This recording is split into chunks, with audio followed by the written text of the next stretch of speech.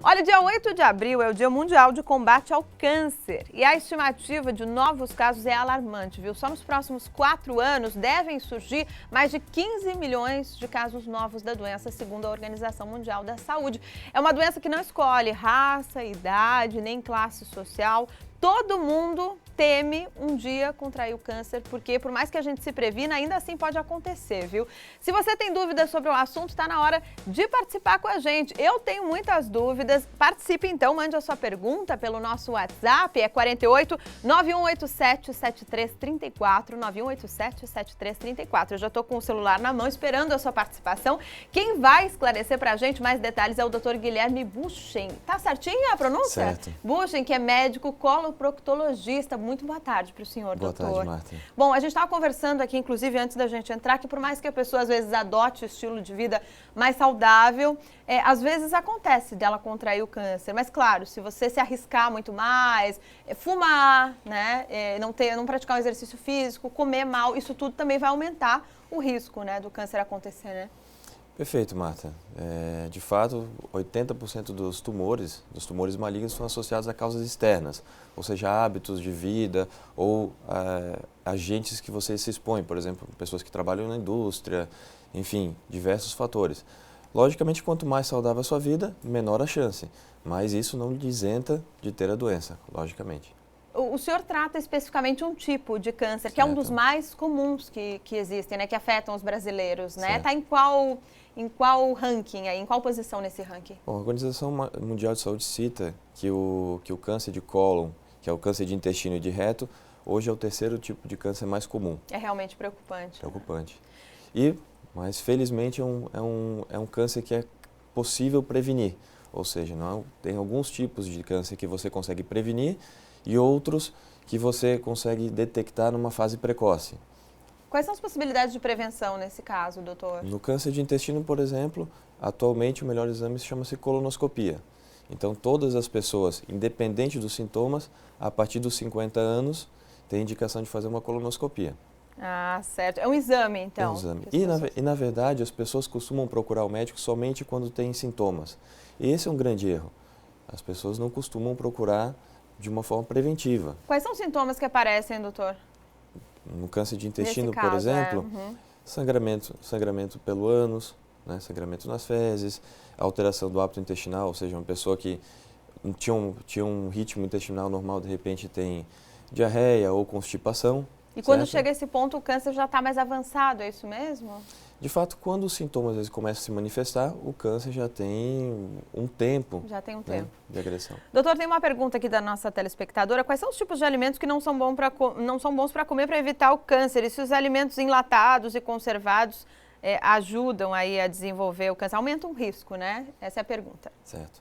De fato, os embutidos, que nós chamamos os enlatados, eles estão associados ao câncer de intestino, por exemplo, tá?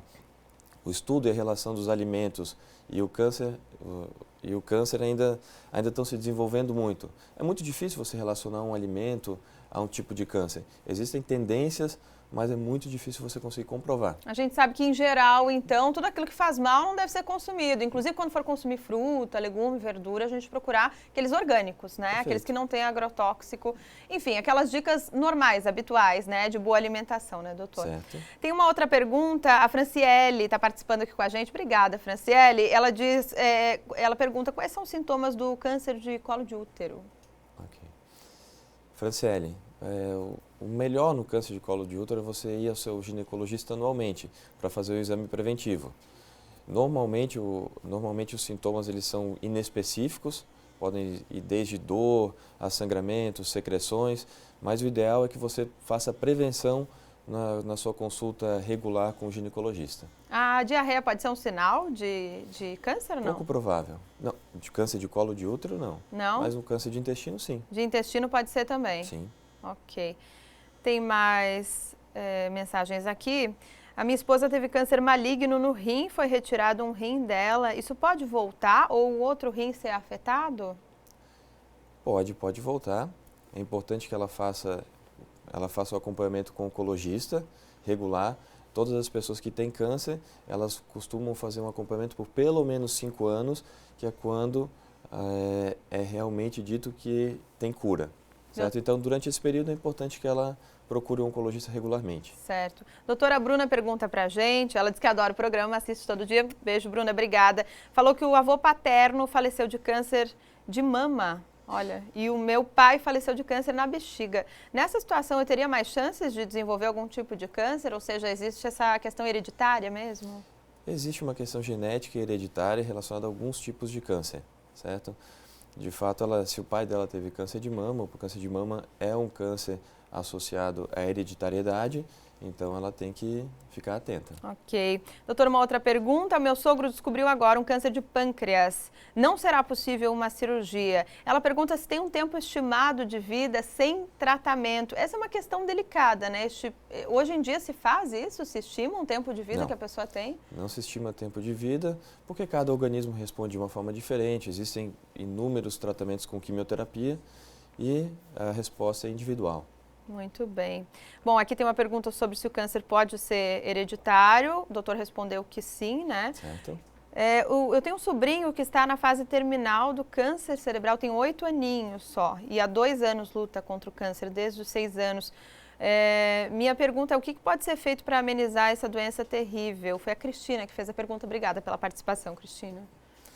Realmente o câncer já é uma doença que afeta muito as famílias e a todos nós. E quando é um câncer pediátrico, é mais delicado ainda, não é, Marta? Então, o que ela pode fazer para amenizar é seguir as orientações do médico dela, de uma forma bastante correta, né? E o acompanhamento sistemático. Sim, porque às vezes cada caso é um caso, né, doutor? Boa tarde, meu pai teve câncer nos ossos, mieloma múltiplo. Gostaria de saber se os filhos devem fazer exames constantes e se existe a probabilidade de desenvolver essa doença. Existe. Como nós comentamos antes, existe uma parcela de câncer que estão relacionados com a hereditariedade.